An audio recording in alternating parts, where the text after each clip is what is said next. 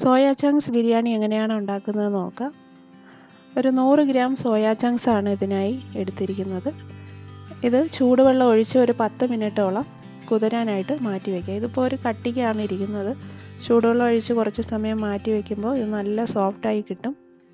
അതിനുശേഷം ഇത് ചൂടുവെള്ളം ഒരല്പം ചൂട് കുറയുമ്പോൾ ഇത് നന്നായിട്ട് പിഴിഞ്ഞെടുത്തതിന് ശേഷം തണുത്ത വെള്ളത്തിൽ ഒരു തവണ കൂടി നന്നായിട്ട് കഴുകി പിഴിഞ്ഞെടുക്കണം. ഇതിൻ്റെ ഒരു പതയൊക്കെ നന്നായിട്ട് മാറുന്നത് വരെ നന്നായിട്ട് വെള്ളം ഒട്ടുമില്ലാതെ പിഴിഞ്ഞെടുത്തിട്ടാണ് ഈ ബിരിയാണി ഉണ്ടാക്കിയെടുക്കാനായിട്ട് ഇതിൽ ചേർക്കുന്നത്.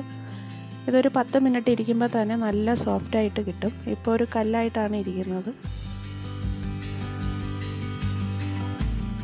ഇതിലേക്ക് 2 സവാള, 2 തക്കാളി, 1 കഷ്ണം ഇഞ്ചി, കുറച്ച് പച്ചമുളക്, വെളുത്തുള്ളി, മല്ലിയിലയുമാണ് എടുത്തിരിക്കുന്നത്. ഇത് ചെറുതായിട്ടൊന്ന് അരിഞ്ഞെടുക്കാം. ഈ ബിരിയാണിക്കായിട്ട് ബസ്മതി റൈസാണ് എടുത്തിരിക്കുന്നത്. 1 കപ്പ് എടുക്കാം. ഇത് വെള്ളം ഒഴിച്ച് നന്നായിട്ട് കഴുകിയതിന് ശേഷം സോയ ചങ്ക്സ് വയ്ക്കുന്ന അത്രയും സമയം തന്നെ ഒരു 10 മിനിറ്റോളം കുതിരാനായിട്ട് മാറ്റി വയ്ക്കുക. ഇത് നന്നായിട്ട് പെട്ടെന്ന് തന്നെ വെന്ത് കിട്ടും. ഇതിത്രയും മാറ്റി വെച്ചതിന് ശേഷം ഒരു പാൻ അടുപ്പത്തേക്ക് വെച്ച് വെജിറ്റബിൾ ഓയിലാണ് ഒഴിക്കുന്നത്. ഒരു 3-4 ടേബിൾ സ്പൂണോളം എണ്ണ ഒഴിച്ചിട്ട്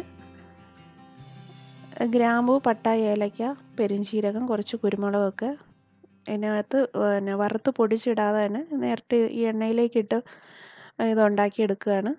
അതിന് പകരമായിട്ട് മുളക് പൊടി, മഞ്ഞൾപ്പൊടി, മല്ലിപ്പൊടി ഇടുന്ന സമയത്ത് ഗരം മസാല വറുത്ത് പൊടിച്ച് വേണമെങ്കിലും ചേർക്കാം. ഞാനിപ്പോൾ ഈ എണ്ണയിലേക്ക് ഇപ്പോൾ ചേർത്ത് കൊടുക്കുകയാണ് മുഴുവനായിട്ട് തന്നെ. ഗ്രാമ്പൂ, പട്ട, ഏലക്ക വളരെ കുറച്ചൊരു മണത്തിന് വേണ്ടിയിട്ടാണ്, ഒരു അളവൊന്നുമില്ല. ഇതിലേക്ക് അരിഞ്ഞു വച്ചിരിക്കുന്ന 2 സവാളയും പച്ചമുളക്, വെളുത്തുള്ളി ചെറുതായതുകൊണ്ട് അരിഞ്ഞിട്ടില്ല, ഇഞ്ചിയും ചേർത്ത് ആവശ്യത്തിന് ഉപ്പിട്ട് നന്നായിട്ട് വഴറ്റിയെടുക്കാം.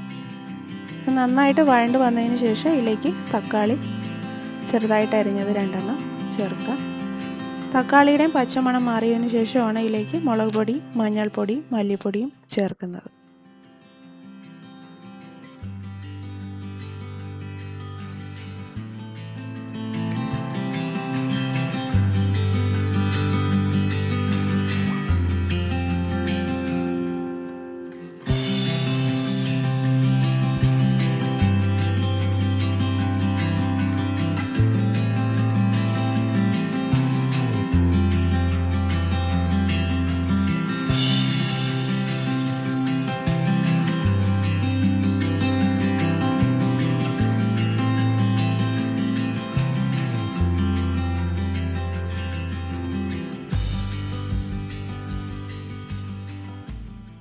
അരി വേവിക്കാനായിട്ടുള്ള ഒരു 10 മിനിറ്റ് കഴിഞ്ഞിട്ടുണ്ട്. അരി വേവിക്കാനായിട്ടുള്ള വെള്ളം വെച്ചിട്ട് അതിലേക്ക് ഗ്രാമ്പൂ, പട്ട, ഏലക്ക, കുറച്ച് കുരുമുളകൊക്കെ, ഒരു ചോറിന് ആവശ്യമായിട്ടുള്ള ഉപ്പും ചേർത്തിട്ട് വയ്ക്കാം.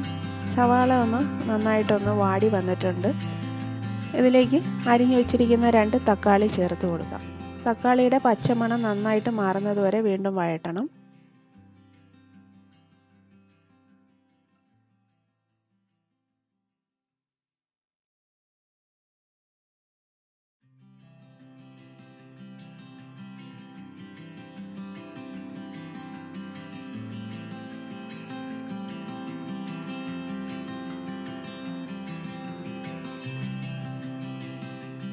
വെള്ളം നന്നായിട്ട് തിളച്ച് വന്നിട്ടുണ്ട്. ഇതിലേക്ക് അരി ചേർക്കാം. ഇതൊരു 1/4 വേവാകുന്നത് വരെ നന്നായിട്ട് ഇതൊന്ന് വേവിച്ചെടുക്കണം. അതിനുശേഷം ഇത് സോയ ചങ്ക്സിൻ്റെ കറിയിലിട്ട് തന്നെ ഒന്ന് വേവിച്ചെടുക്കുകയാണ് ചെയ്യുന്നത്. അരി നന്നായിട്ട് തിളച്ച് ഒരു ഭാഗത്തിന് ഒരു 1/4 ഭാഗത്തോളം വേവായിട്ടുണ്ട്. ഇതൊന്ന് അരിപ്പയിൽ തട്ടി മാറ്റി വയ്ക്കാം.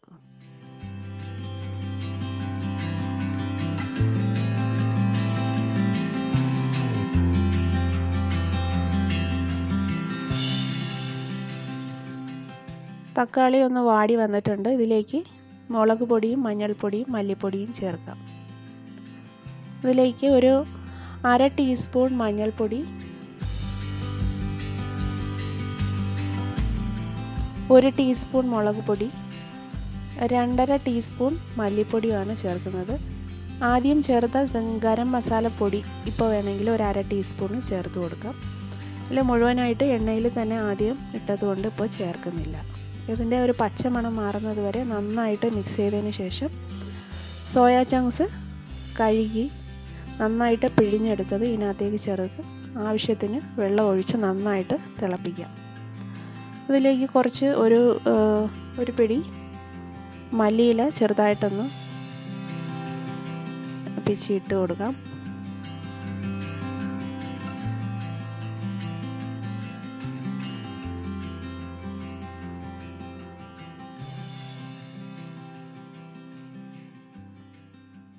വെള്ളം ഒട്ടും ഇല്ലാതെ നന്നായിട്ട് പിഴിഞ്ഞെടുത്തതിന് ശേഷം തണുത്ത വെള്ളത്തിലും കൂടെ ഇട്ട് കഴുകി പിഴിഞ്ഞെടുത്തതാണിത്. ഇതിലേക്ക് ആവശ്യത്തിന് വെള്ളവും ചേർത്ത് നന്നായിട്ട് മിക്സ് ചെയ്ത് ഇത് തിളച്ച് വരണം.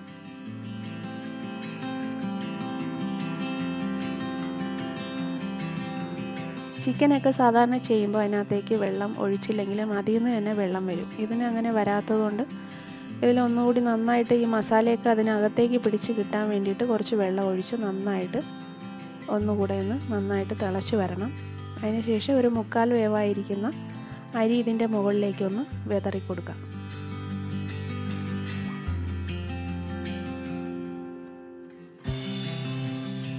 വെള്ളം ഒഴിച്ച് കുറച്ച് നേരം ഒന്ന് അടച്ചു വയ്ക്കുക. നന്നായിട്ട് ഇതൊന്ന് വെന്ത് സോഫ്റ്റായി വരണം. ഇതിലേക്ക് ആവശ്യത്തിന് ഉപ്പ് ചേർക്കാം. സവാള വഴറ്റിയപ്പോൾ കുറച്ച് ഉപ്പിട്ടതാണ്. ഈ സോയ ചങ്ക്സ് പിടിച്ച് കിട്ടാൻ ആവശ്യമായിട്ടുള്ള ഉപ്പ് ഇട്ടിട്ട് ഇത് നന്നായിട്ട് മിക്സ് ചെയ്ത് അടച്ചു വയ്ക്കുക.